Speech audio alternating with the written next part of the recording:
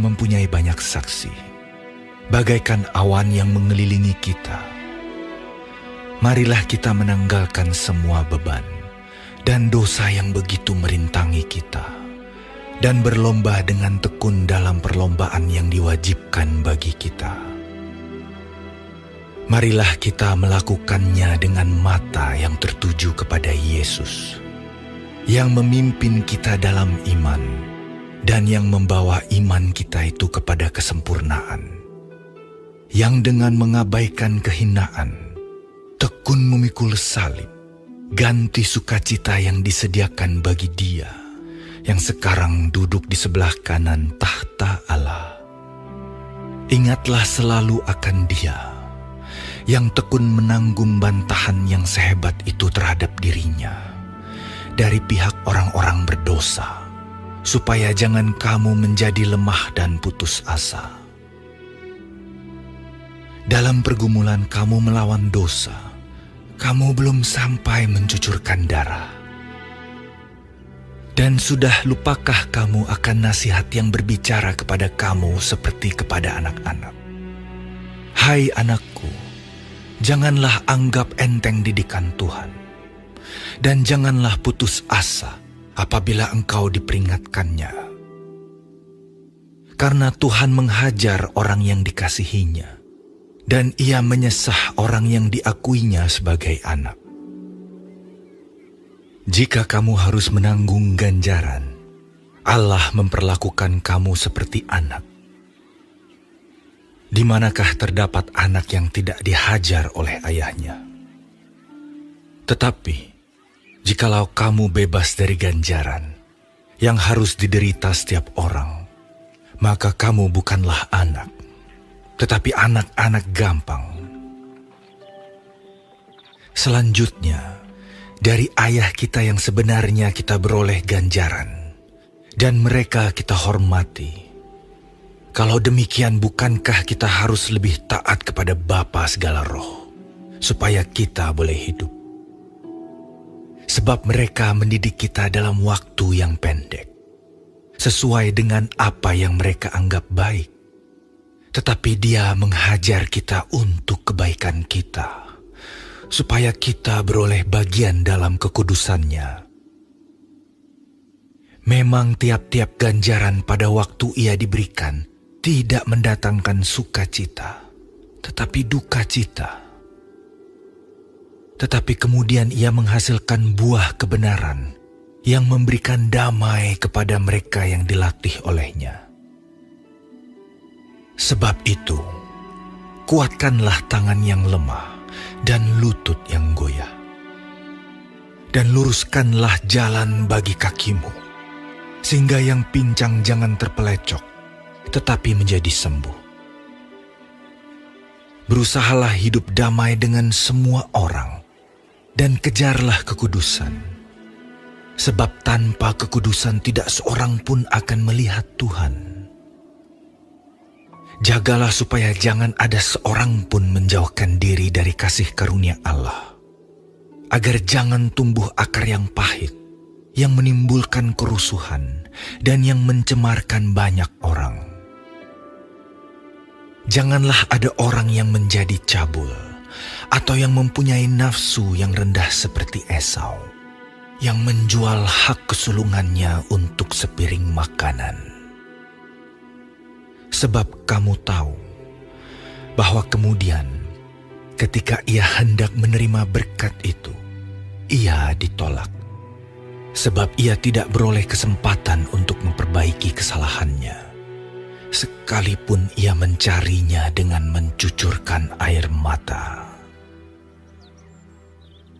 Sebab kamu tidak datang kepada gunung yang dapat disentuh, dan api yang menyala-nyala, kepada kekelaman, kegelapan, dan angin badai, kepada bunyi sangkakala dan bunyi suara yang membuat mereka yang mendengarnya memohon, supaya jangan lagi berbicara kepada mereka. Sebab mereka tidak tahan mendengar perintah ini.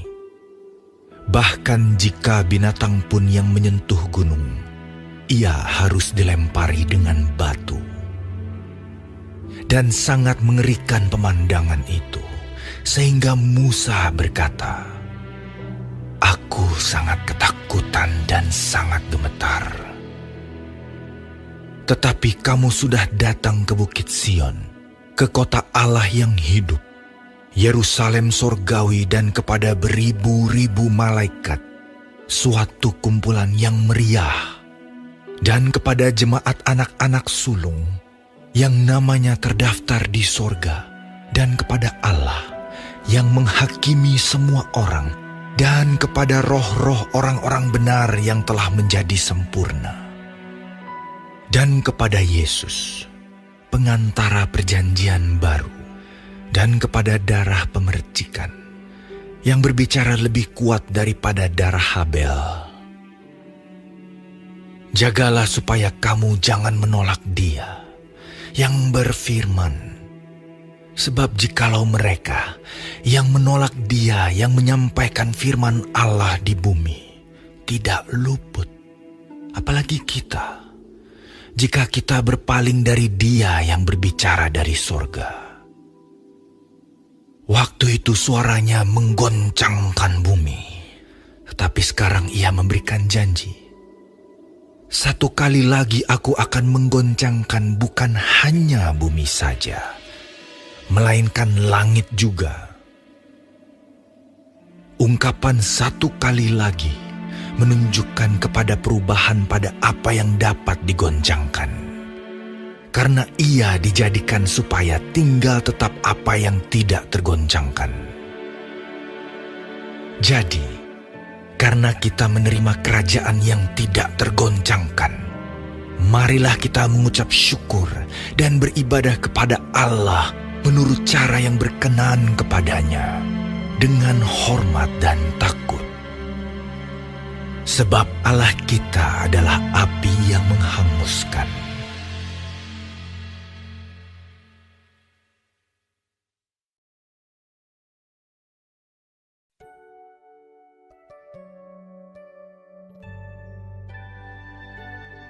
Shalom semua jemaat Tuhan, kembali kita di dalam pendalaman Alkitab Clearside. Sekarang kita sudah memasuki kitab Ibrani 12. Tuhan Yesus memberkati. Di dalam ayat 1-17, nasihat supaya bertekun di dalam iman. Menjalani hidup Kristen ibarat ikut perlombaan lari, tujuan yang dicapai adalah garis akhir. Berjuang dalam iman memang tidak mudah. Perjuangan iman orang Kristen memang merupakan bagian dari pertumbuhan iman Kristiani untuk mencapai kesempurnaan serupa dengan Kristus. Oleh karena itu, kita setiap anak Tuhan harus melihat semua kesulitan, tantangan, dan godaan sebagai alat Tuhan untuk mendisiplin dan mendidik umatnya untuk menjadi serupa dengan Dia. Justru penderitaan yang berat merupakan tanda atau bukti bahwa Tuhan menganggap kita sebagai anak-anaknya yang dikasihinya. Penderitaan dan kesulitan hidup yang Tuhan izinkan terjadi pada gereja dan umatnya adalah tanda bahwa Dia mengasihi kita. Melalui semuanya itu, Tuhan ingin menumbuhkan iman kita agar kita bisa menjadi saksi di tengah-tengah dunia ini.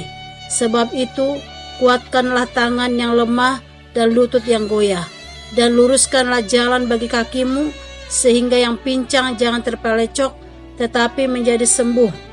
Berusahalah hidup damai dengan semua orang, dan kejarlah kekudusan, sebab tanpa kekudusan tidak seorang pun akan melihat Tuhan. Di dalam ayat 18-29, tanggung jawab yang berat. Allah tidak berubah sejak dulu, sekarang, dan selama-lamanya. Ia tetap Allah yang kudus dan tidak kompromi dengan dosa. Ia pasti akan menghukum orang yang tidak mau bertobat. Akan tetapi, Allah pun tidak berubah dalam kasih-Nya. Ia senantiasa siap untuk mengampuni dan memulihkan orang yang bertobat. Gunung Sinai dan Bukit Sion melambangkan kehadiran Allah yang menghukum manusia berdosa dan kehadiran Allah yang memberkati. Hormat dan takut orang Kristen kepada Allah berbeda dari rasa takut orang-orang berdosa. Sebab orang Kristen telah diampuni dosa-dosanya oleh Kristus. takut dan hormat akan Tuhan itu, mari kita wujudkan dalam ibadah dan ucapan syukur, serta kehidupan sehari-hari yang berorientasikan untuk memuliakan Tuhan. Pada suatu hari kelak, Allah akan meruntuhkan tatanan dunia yang sekarang ini, serta mengguncangkan alam semesta ini hingga hancur berantakan. Bentuk bumi yang sekarang ini tidak bersifat kekal. Bumi ini akan dibinasakan oleh api dan diganti dengan langit baru dan bumi baru. Satu-satunya yang akan bertahan dalam bentuknya yang sekarang ini adalah kerajaan Allah dan mereka yang menjadi anggota-anggotanya. Jadi, karena kita menerima kerajaan yang tidak tergoncangkan, marilah kita mengucap syukur dan beribadah kepada Allah menurut cara yang berkenan kepadanya dengan hormat dan takut, sebab Allah kita adalah api yang menghanguskan. Amin. Tuhan Yesus memberkati.